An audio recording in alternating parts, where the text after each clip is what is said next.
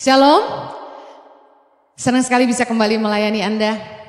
Hari ini saya akan khotbah tentang show your worth, buktikan nilaimu.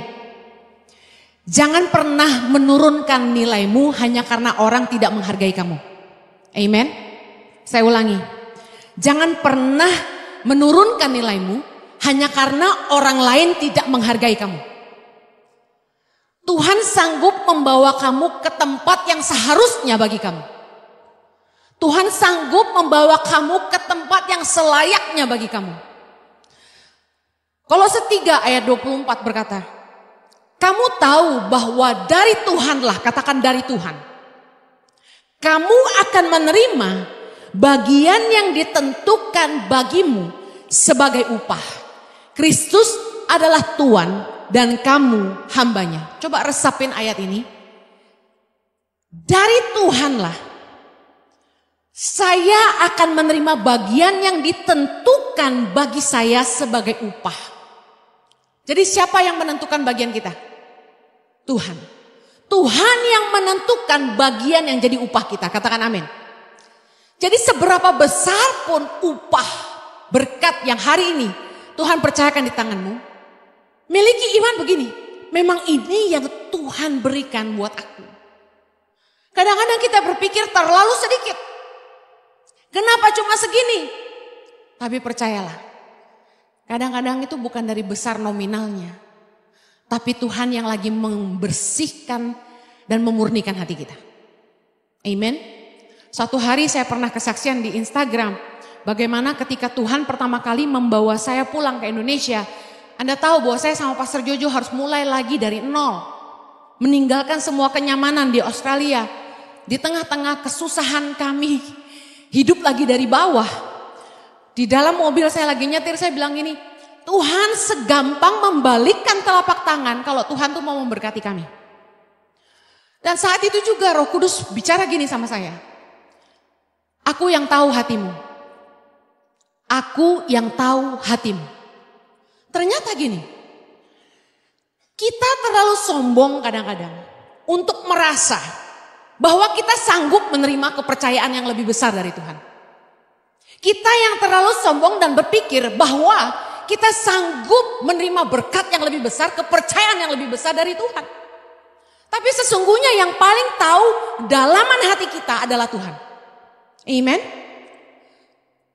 Kalau saat ini kamu belum berada di tempat di mana yang kamu pikir seharusnya buat kamu. Kamu belum menerima sebesar yang seharusnya kamu terima. Kamu pikir, percayalah Tuhan sedang memurnikan hatimu dan mempersiapkan kamu supaya kamu siap menerima kepercayaan yang lebih besar dari Tuhan. Katakan amin. Anda bisa bayangkan, 2006 saya pulang ke Indonesia, hari ini 2024, 18 tahun yang lalu. 18 tahun bukan sedikit, perjalanan yang sangat panjang. Bahkan di angka 10 tahun saya belum lihat apa-apa. Seringkali waktu kita diproses Tuhan tuh kayak gak kelar-kelar gitu loh. Masalah tuh kayak gak habis-habis gitu kan. Bener gak? Doa tuh kayak gak dijawab-jawab. Tapi percayalah, pemurnian hati itu luar biasa. Saya gak kebayang kalau Tuhan gak izinin saya lewatin proses hidup yang begitu sulit di Indonesia. Menghadapi banyak orang yang begitu sulit. Mungkin hari ini saya terbang di awan-awan. Tapi hari ini saya tahu persis semua karena kasih karunia Tuhan. Anda tahu bahwa tidak semua orang itu bisa membedakan berlian dan imitasian. Kecuali Anda tukang berlian. Benar gak? Bahkan ada lagi lab diamond. Ada pure diamond, ada lab diamond. Kalau Anda tidak benar-benar ahli dalam diamond, Anda tidak ngerti bedanya. Bisa paham maksud saya? Gak semua orang bisa bedain imitasian dan berlian beneran. Apa yang membedakan? Proses dan waktu. Karena proseslah yang akan memurnikan kita dan membuktikan nilai kita yang sesungguhnya. Katakan amin. Mungkin saat ini Anda bekerja sama orang. Bosmu tidak terlalu menghargai kamu. Ya sama-sama rata lah dengan teman-teman yang lain. Saya kasih tahu yang akan membedakan kualitasmu, nilaimu yang sesungguhnya adalah proses pemurnian dan waktu. Lama-lama akan ketahuan siapa yang murni. Di Instagram banyak sekali yang komen tentang khotbah saya ketika saya bilang, kamu harus jadi orang yang paling dibutuhkan di perusahaan itu. Banyak yang komen bilang gini, gak usah kerja tuh sesuai gaji aja. Percuma. Yang bekerja dengan yang terbaik itu kalahnya sama yang tukang jilat, katanya gitu. Komennya gak ada yang bagus. Kita tinggal diganti sama orang baru, kita dikeluarin. Jadi banyak orang kepahitan sama bosnya. Gimana Bu Heni kalau kita sudah melakukan yang terbaik tapi atasan kita gak baik? Gak pernah bayar kita uang lembur, gak pernah muji, gak pernah menghargai. Kita lagi cuti aja diteleponin terus. Saya kasih tahu gini. Kalau kamu sudah melakukan yang terbaik, tapi bosmu tidak baik, percayalah Tuhan akan membawa kamu ke tempat yang lebih baik. Katakan amin. Tapi kita gak boleh menurunkan nilai kita. Ada orang yang berpikir gini, ya udahlah. Gue udah melakukan yang terbaik, gue udah jujur, gak diapresiasi tuh, gak dihargai tuh. Ya udah ngapain gue melakukan yang terbaik, kerja biasa aja lah, kerja sesuai gaji. Mulai nurunin nilai, bisa paham? Salah besar. Sebagaimanapun atasanmu memperlakukan kamu, sebagaimanapun orang gak menghargai kamu, kamu jangan pernah menurunkan nilaimu. Itu yang membuktikan kamu berlian dan bukan imitasian. Kalau memang kamu selayaknya ada di atas, buktikan. Show your worth. Tetap lakukan yang terbaik. Karena waktunya akan membuktikan. Kolose 3 ayat 23 berkata, apa saja yang kamu lakukan, perbuatlah dengan segenap hatimu, wholeheartedly. Seperti untuk Tuhan dan bukan untuk manusia. Bayangin kalau yang kita lakukan semuanya tuh untuk Tuhan, yang terbaik gak kira-kira? Terbaik banget. Artinya apapun yang kita lakukan gak boleh kurang daripada untuk Tuhan. Ibu rumah tangga, masak yang terbaik seperti untuk Tuhan dan bukan untuk manusia. Koki-koki di restoran, masak yang terbaik seperti untuk Tuhan dan bukan untuk manusia. Office girl, office boy, tukang cuci WC sekalipun, pembantu rumah tangga sekalipun, bersihin tuh WC seperti untuk Tuhan dan bukan untuk manusia. Amen. Firman Tuhan berkata, apa saja yang kamu lakukan, perbuatlah seperti untuk Tuhan dan bukan untuk manusia. Ada sebuah nilai yang Tuhan mau kita miliki sebagai anak Tuhan. Bahwa kita selalu memberikan yang terbaik dalam apa saja yang kita lakukan. Yang mengerti katakan amin. Mari buktikan kamu berlian dan bukan imitasian. Saya percaya Tuhan akan membawa kamu ke tempat yang selayaknya bagi kamu. Meskipun orang gak menghargai kamu. Yang percaya katakan amin. Galatia 6 ayat 9 berkata, janganlah kita jemu-jemu berbuat baik. Karena apabila sudah datang waktunya, kita akan menuai dengan syarat kita tidak menjadi lemah. Seringkali kita nurunin nilai kita. Karena kita capek. Melakukan yang terbaik orang gak hargai. Kita udah jujur orang gak percaya. Ya udahlah. No, jangan jemu-jemu berbuat baik. Sekalipun kamu tidak dihargai, percayalah, apa yang kamu tabur pasti kamu tuai.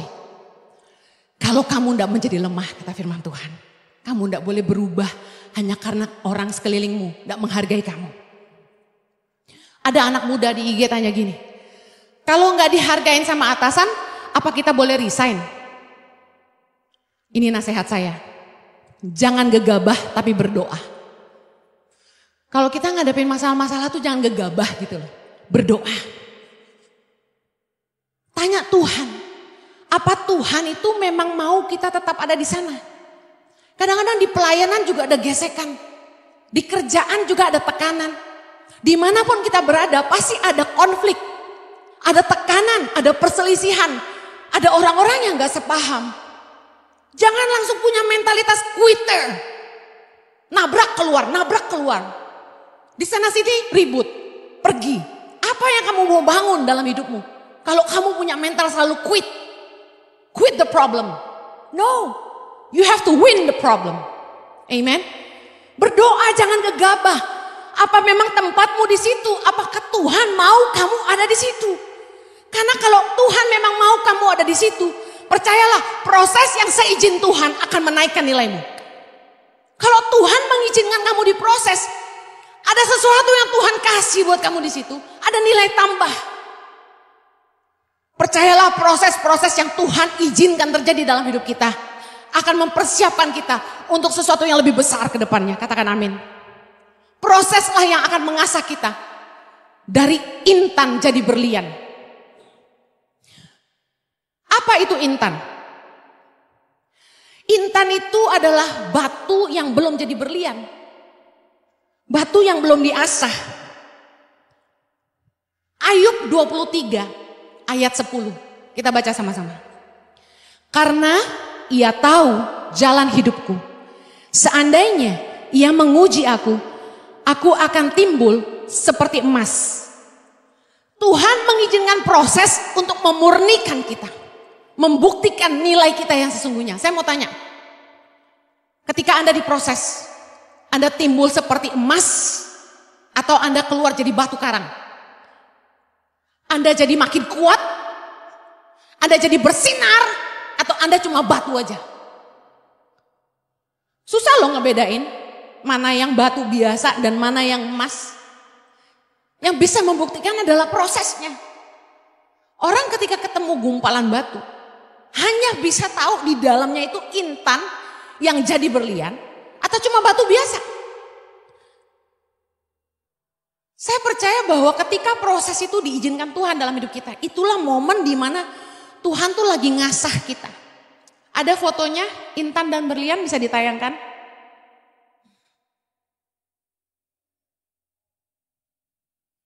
Nah, batu intan tuh seperti itu. Belum diasah, tapi berlian menjadi seperti itu. Intan yang sudah diasah. Kadang-kadang dalam proses hidup kita itu masih seperti batu bongkahan intan yang belum kelihatan nilainya. Dan ketika kita diproses sama Tuhan, pertama adalah waktu, yang kedua tekanan, panas. Tapi ada yang penting di sini, daya tahan. Tahan gak Anda waktu Anda diproses? Kalau Anda punya daya tahan, Anda akan jadi berlian. Satu kali seorang konglomerat di Indonesia berkata gini, kalau cari karyawan, cari yang punya daya tahan. Anda kalau kerja di satu perusahaan, ditekan sama bos, Anda keluar. Berarti kerjanya gak lama, betul? Kerja tempat lain lagi. Ditekan, dimarahin, Anda keluar lagi, ganti kerjaan lagi. Ada orang yang berpikir, CV gue keren, gue udah kerja di banyak PT, keren kan? Di banyak perusahaan, salah. HRD akan lihat seberapa lama Anda bekerja di perusahaan itu. Bukan hanya soal posisinya. Tapi seberapa lama Anda kerja di sebuah perusahaan menandakan kesetiaan dan daya tahan. Orang yang kayak kutu loncat, kerja sini, kerja sana, kerja sini, kerja sana, kerja sini, gak punya daya tahan. Berarti orangnya gak bisa ditegur. Kalau Anda mau jadi berlian, harus punya daya tahan. Jangan cengeng. Jangan punya mental lembek, gak bisa ditegur sama atasan. Gesekan sama teman, gak terima, keluar. Saya lihat orang yang gampang ngomong, gue keluar. Itu udah pasti batu kapur, bukan intan. Baru dijejak dikit pecah. Kalau Anda tidak menyerah, melewati proses apapun, Anda akan punya yang namanya daya tahan, katakan daya tahan. Anda akan punya yang namanya ketekunan, katakan ketekunan. Di tengah-tengah proses yang Tuhan izinkan terjadi dalam hidupmu, ini pesan saya. Jangan pahit, tapi belajarlah. ketika kita diproses. Itu adalah momen di mana Tuhan lagi ngajarin kita. Jangan malah fokus pahitnya, sakitnya. Tapi fokus apa maksud Tuhan kita diproses di situ. Justru saya belajar kebaikan karena pernah ketemu sama orang-orang yang gak baik. Kita jadi mengerti apa itu kebajikan karena melihat kejahatan. Kita ngerti arti ketulusan karena kita pernah melihat kebulusan. Kita akan belajar jadi atasan yang bijak karena pernah kerja sama orang yang gak bijak. Kita akan jadi orang yang murah hati karena pernah kerja sama orang yang pelit. Jangan sembarangan keluar, resign. Dengar baik, berhikmat kalau mau selamat. Be realistic. Zaman sekarang cari kerja susah. Mau bikin usaha juga biar ada duit orang bingung. Be realistic. Kita punya kebutuhan bulanan. Jangan sembarangan resign. So aksi. Emangnya bulan depan mau makan apa kamu? Kalau dipecat kamu dapat pesangon. Kalau resign kamu gak dapat apa-apa. Kecuali resignnya di tempat Bu Heni masih dapat pesangon loh sebulan. Anda tahu pindah ke tempat kerjaan baru belum tentu lebih maju. Katakan sama-sama, pindah ke tempat baru belum tentu lebih maju. Pertanyaannya apakah posisinya langsung permanen? Kan enggak. Gajinya langsung lebih besar. Oh iya Bu, saya kalau pindah itu kalau dapat gaji lebih besar. Tapi kan enggak permanen. Probation. Kalau kamu pindah terus kamu enggak oke, cuma gede ngomong doang, omdo, sebulan pecat loh. Mau makan apa coba? Cicilan rumah mau bayar pakai apa? Cicilan mobil? Bayarin pacar makan? Sabar sedikit. Di tengah tekanan, doakan atasan. Di tengah tekanan, doakan orang-orang di atas kita. Pemimpin-pemimpin yang dipakai Tuhan memproses kita. Saya mau kasih tahu ya, sama yang kerja-kerja. Kalau Anda itu baik dan Anda itu lebih baik dari atasanmu. Saya kasih tahu, berdoa, sabar sama atasanmu yang toksik itu. Mudah-mudahan Tuhan menjawab doamu. Atasanmu direlokasi dan kamu yang gantiin posisi dia. Langsung amin. Atau karena kamu bekerja dengan begitu luar biasa, rekanan bosmu pasti meng-hijack kamu.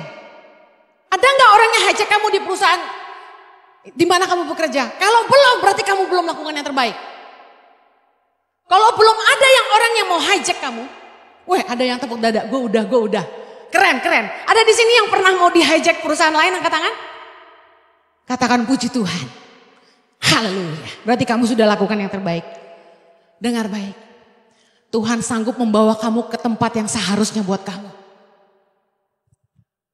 Siapa di sini yang kerja dimarahin terus sama bosnya, angkat tangan. Jangan ada dusta di antara kita. Wah, mulai angkat tangan. Iya. Saya lihat. Oke. Ada di sini yang kerja berapa tahun gaji nggak naik-naik, angkat tangan. Ya, saya lihat beberapa jempol diangkat ya. Coba introspeksi diri. Kenapa kamu dimarahin terus? Emang dasar bosnya sifatnya jelek, pemarah, angry bird. Kenapa gaji nggak naik-naik? Bosnya pelit, cuma memanfaatkan karyawan gitu ya. Tapi gini, coba introspeksi diri. Apakah kinerjamu yang gak baik? Apakah kamu yang kurang berprestasi? Atau kamu lembur bosmu gak tahu?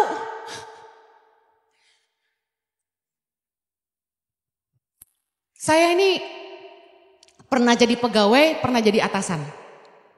Sekarang kebetulan saya atasan. Matius 7 ayat 6 berkata gini. Jangan kamu memberikan barang yang kudus kepada anjing dan jangan kamu melemparkan mutiaramu kepada babi. Supaya jangan diinjak-injaknya dengan kakinya lalu ia berbalik mengoyak kamu. Sejujurnya gini, sebagai atasan, bukannya kita nggak mau kasih yang terbaik sama bawahan. Kadang-kadang Ada karyawan tuh yang gak layak menerima penghargaan. Karena begitu kita percaya sama dia, dia besar kepala, malah berbalik menginjak kita. Saya udah pernah punya beberapa staf yang seperti itu.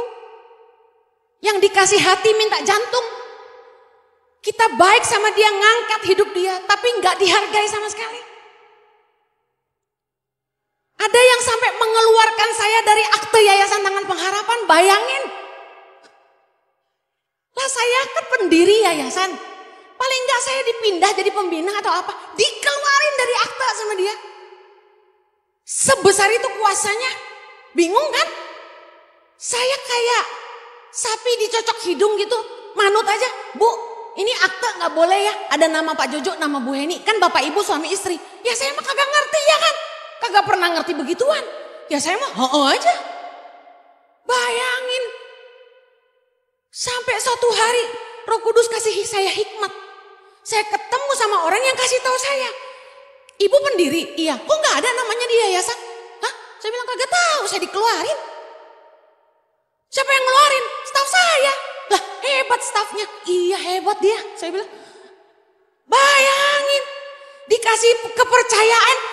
Gua yang ditendang sama dia. Harusnya saya gak percaya dia. Dia gak percaya saya.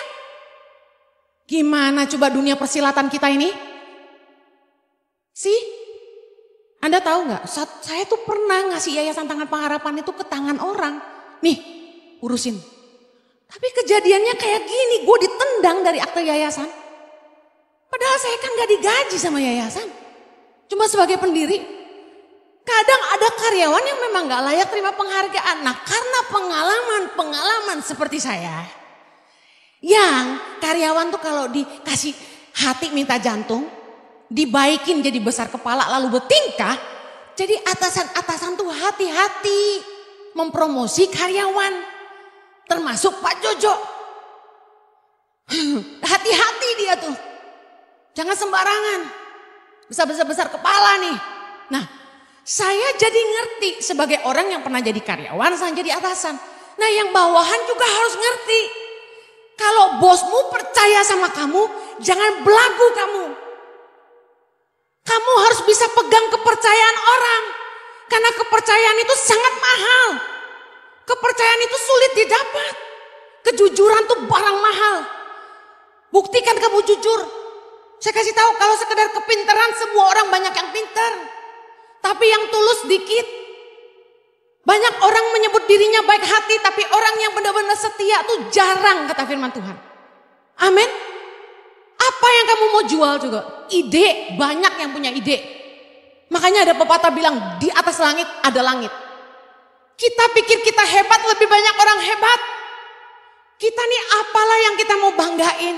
Selain nilai-nilai, takut akan Tuhan, kesetiaan, kejujuran. Amin. Selalu memberikan yang terbaik. Makanya jangan pernah turunkan nilaimu. Percuma kamu setia kerja 10 tahun jujur-jujur. Hanya karena kamu kecewa gaji gak naik-naik. Kamu mulai mencuri. Pengorbananmu 10 tahun. Rusak.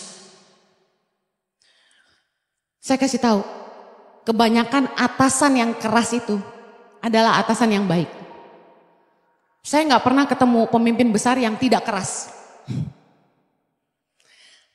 Pendeta besar, keras semua. Kalau marah, galak semua. Lebih galak dari saya. Sampai staf saya waktu masuk ke Tangan Pengharapan, lihat saya marah. Dia bilang gini, Bu Heni mah gak ada apa-apanya. Dulu, jadi gini, ini suaminya yang ketemu saya. Suami istri ini pernah kerja sama saya. Memang kerjanya cuma kontrak waktu itu untuk event tertentu. Terus dia kerja sama pendeta yang lebih besar lagi gitu. Saya kan pendeta kecil, ini pendeta besar. Dia pindah gitu, pindah organisasi. Waktu ketemu saya dia ngomong gini, Cici kalau marah gak seberapa. Belum pernah kan lihat saya ngamuk beneran. Gak seberapa dia bilang gitu. Begitu istri saya dimarahin sama pendeta ini dia bilang, sampai nangis di tempat. Emang ceroboh sih istrinya itu ya. Saya dalam hati, Puji Tuhan, ada yang lebih galak dari gua. Tapi intinya yang saya ketemu, semua pendeta-pendeta besar yang saya temu, rata-rata keras. Galak, tegas. Kenapa? Karena hidup mereka keras. Saya kasih tahu, kalau mereka lembek, mereka nggak bakal jadi. Ngelewatin hidup sekeras itu, kalau mereka model bubur-bubur gitu, jadi ubur-ubur mereka. Gak bakal kuat. Justru karena punya karakter yang sangat kuat, ditempa badai kehidupan, mereka tumbuh jadi orang yang keras dan tegas. Nah, yang kita perlu belajar, kekuatan yang dia miliki, jangan lihat fokus galak-galak. Kalau kamu pintar ngambil hatinya, pasti dia sayang sama kamu. Amin. Lebih baik tuh kita ditempa sama pemimpin yang keras, tegas, tapi mengarahkan kita ke jalan yang benar. Daripada punya pemimpin yang lembek, gak lebih pintar dari kita, gak bisa ngarahin kita. Jadi Pak, kita bawa perusahaan ini kemana? Ya terserah kamu. Duh. Jadi Pak, visi perusahaan ini apa? Ya kamu pikirin. Apa gak mabok kita? Gak jelas. Sebentar aturan berubah. Nanti dia lagi mudi, berubah lagi. Nanti dia diskusi sama istrinya. Enaknya gimana menurut kamu? Apa sedap coba kerja sama orang kayak gitu?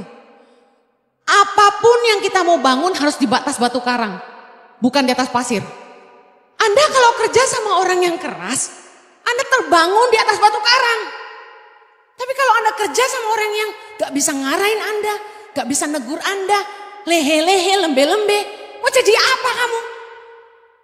Sekena hatinya, dia lagi happy kamu ditraktir makan, gaji dilebihin dikit. Dia lagi marah, gajimu dipotong, apa enak? Gak ngerti SOP. Jangan selalu ngeluh.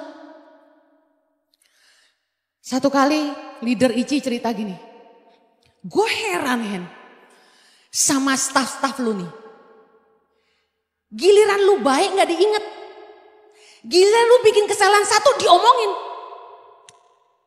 Manusiawi gak tuh? Manusiawi gak? Manusia. Punya atasan yang tegas. Punya pemimpin yang mengarahkan, Anda harus bersyukur. Karena mereka belajar dari hidup yang keras. Saya nggak lagi pembelaan diri di sini. Saya nggak lagi bilang Anda bersyukur digembalakan sama pendeta yang khotbahnya marah-marah, enggak. Tapi jangan selalu mau dinina bobokan. Anda enggak bertumbuh. Bu Heni ngomong terlalu keras. Harus keras. Gak keras gak berubah. Udah keras aja masih bobok. Bener gak? Kapan-kapan saya mau belajar main lemparan itu loh. Kalau ada yang tidur saya mau lempar gitu. Tapi bersyukur loh. Kalau saya khotbah sih puji Tuhan sampai ujung ke ujung saya lihat melek. Sepenglihatan saya sih ya. Kalau ada yang tidur, singkut, bangun kamu. Saya mau akhiri dengan ini. Jadi kesaksian hidup saya. Saya pernah kerja sama atasan yang gak menghargai saya. Gak menghargai Jojo juga. Saya sudah kerja tuh sama beberapa orang. Dari saya muda sekali ya. Saya dari umur 18 sudah kerja. Ini di Australia. Dari umur 18 tahun saya udah kerja. Saya ketemu sama bos yang keras 2 kali. Salah satu bos saya yang keras ini. Itu cuma mikirin dirinya sendiri. Gak mikirin karyawan. Gaji seenaknya. Merintah-merintah itu gak mikirin kita. Kita diperes. Kerja seminggu tuh hampir gak ada hari libur ya. Bener-bener gak ada hari libur gitu. Kita harus pergi pelayanan keluar kota pun bensin gak diganti. Lembur pun gak dibayar lebih. Zaman dulu tuh pelayanan PK masih pakai amplop. Kadang-kadang buka amplop bisa berkurang jauh duitnya. Bingung gak lo? Sementara kita mesti bayar sewa apartemen. Saya tuh hidup sederhana dari muda. Saya tahu diri, saya hamba Tuhan. Saya nggak sewa kamar. Saya tidur di ruang tamu. Supaya saya bayar sewa lebih murah. Saya makan tiap hari Indomie. Makanya Indomie goyeng favorit saya. Saking susah. Jadi pendeta tuh memang awal-awal menderita loh, saya kasih tahu. Tapi saya nggak pernah ngeluh sama suamiku. Waktu itu masih pacaran. Kami taat sama Tuhan, kami pelayanan. Kami pergi keluar kota. Memenangkan banyak orang. Buka persekutuan di sana sini. Saya nyanyi, nanti Jojo yang sharing, nanti gantian saya yang sharing. Cuma Jumat berapa? 5 orang, 4 orang. Luar kota loh, jauh loh. Pulang pergi bisa 5-6 jam. Bensin gereja nggak ganti. Jojo disuruh kerja apapun mau. Anda pikir dari dulu kita khotbah? Enggak. Jadi pendeta itu suruh cuci mobil pendeta harus mau. Coba sekarang saya suruh Anda cuci mobil saya, marah pasti kan? Dulu Pak Jojo ini cuci mobil gereja. Pendeta tapi cuci mobil. Disuruh angkat speaker. Saya bantu angkat kursi. Panggung gereja ini kan kita copot pasang. Kita angkat, kita pasang. Saya kurus loh dulu, percayalah. Udah kurus mesti angkat-angkat dulu tuh. Pak Jojo juga ceking. Kami kerja yang terbaik, gak pernah hitung-hitungan. Pelayanan dari subuh sampai malam, Tiap hari gereja ada acara, heran saya. Tapi kita gak lelah, kita melayani Tuhan sungguh-sungguh. Karena kita cinta sama Tuhan. Kita melayani jiwa-jiwa, kita nabur. Saya sekolah Alkitab, gereja gak bayarin. Saya kerja bayar sendiri. Kalau Jojo anak orang kaya, dibayarin keluarganya. Kalau saya kan udah ditinggal orang tua waktu itu, jadi saya harus kerja. Saya kerja semua, cuci piring di dapur, angkat delivery lah, kasir lah, semua saya jalanin. Demi bayar uang sekolah sendiri. Sampai udah full time. Kami gak pernah hitung-hitungan kerja. Meskipun punya atasan yang gak baik, mainnya kasar. Kalau marah itu kursi bisa diputar, bang. Meja tuh bisa digebruk, bang. Segala lah. Saya kalau udah dimarahin, Jojo kalau udah dimarahin tuh, habis kami pokoknya. Tapi saya sama suami tetap melayani Tuhan. Kami enggak kecewa sama Tuhan. Gaji dikasih sangat-sangat kecil. Enggak sesuai standar Australia. Dengan pekerjaan lebih dari 6 hari seminggu. Suatu hari datanglah seorang accountant, public accountant ke gereja kami. Dan kasih tahu gini. Pemerintah akan audit gereja kalian karena duit gereja kalian jutaan. Duitnya banyak, jutaan dolar. Kalian harus gaji staf kalian sesuai UMR Australia, ngerti kan? Minimum wage of Australia. Jadi tiba-tiba dari gaji kecil banget naik jadi 2 kali lipat. Haleluya. Tapi kami harus bayar pajak katanya. Jadi pajak Australia itu besar sekali. Bisa sampai dengan 45% atau 48%. Tergantung besaran gaji, 47%. Bayangin kita kerja tuh separuh bayar pemerintah gitu di sana tuh. Tapi kan kesehatan terjamin. Jadi kami dinaikin hampir 2 kali lipat, tapi kembali lagi turun 40% karena bayar pajak dan lain-lain. Wah sedih saya, bayar pajak lagi. Ya udah, itu bulan pertama gaji naik tuh. Besok bulan depannya, tiba-tiba public accountant itu datang ke kantor kami, bilang gini. Ternyata full timer gereja gak perlu bayar pajak. Kaget kita, haleluya. Hidup dari sumbangan jemaat gak usah bayar pajak. Karena gaji kita kecil gitu. Dan kita gak boleh kerja di tempat lain kan. Kalau udah jadi pastor kan hidupnya cuma dari persembahan kasih gereja. Jadi waktu kita dipulihkan bulan itu, gaji yang naik itu kita terima utuh. Wah saya senang sekali. Haleluya. Anda harus tahu. Waktu kami mau dinaikkan gaji sesuai UMR Australia, kami dipanggil satu-satu. Dikasih tahu gaji kamu sekian, gaji kamu sekian, gaji kamu sekian. Pas giliran saya sama Pastor Jojo itu merintis gereja kurang lebih 6 tahun, 3-4 tahun. Kemudian melayani sebagai full timer 3 tahun, sekitar 7 tahun. Baru gaji naik itu.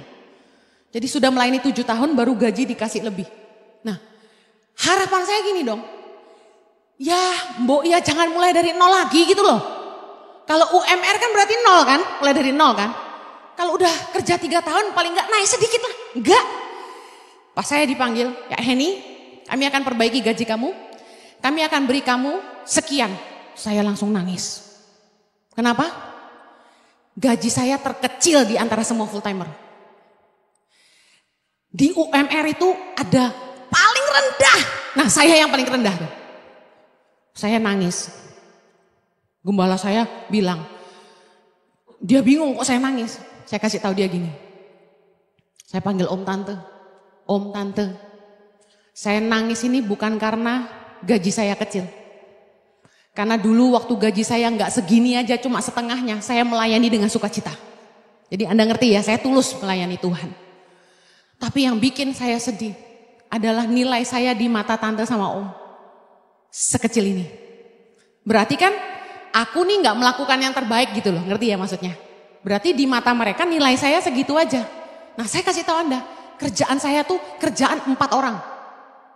Saya kerjain sendiri. Kerjaan dari sekretaris youth, sekretaris umum, bookstore merchandise, sama worship pastor. 4 orang saya kerjain sendiri. Bayangin, saya tiap minggu ngelatih 300-an orang di choir sama singer. Nah, waktu saya bilang, saya sedih karena ternyata di mata saya, nilai saya cuma segitu. Saya sedih. Saya nggak masalah duit berapa, saya tuh orangnya nggak mata duitan. Akhirnya saya selesai. Nah, saya mau cerita ini buat Anda. Kalau memang nilai saya harusnya lebih, tapi saat itu tidak. Saya cuma mau bilang gini, Tuhan akan bawa saya ke tempat yang seharusnya selayaknya buat saya. Tuhan sanggup membawa saya ke tempat yang selayaknya buat saya. Dan Tuhan sanggup memberikan upah yang seharusnya saya dapat. Bisa paham?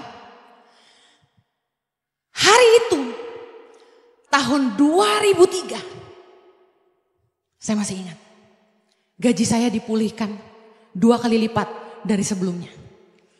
Karena saya percaya atas kehendak Tuhanlah terjadi kesalahan. Mereka pikir kita bayar pajak. Tapi ternyata bulan depannya kita tidak perlu bayar pajak, gaji kita ditambah. Akhirnya gaji saya 2 kali lipat, meskipun yang terkecil. Dari situ saja Tuhan sudah membuktikan. Manusia tidak punya kuasa kalau Tuhan sudah menentukan upah. Amen.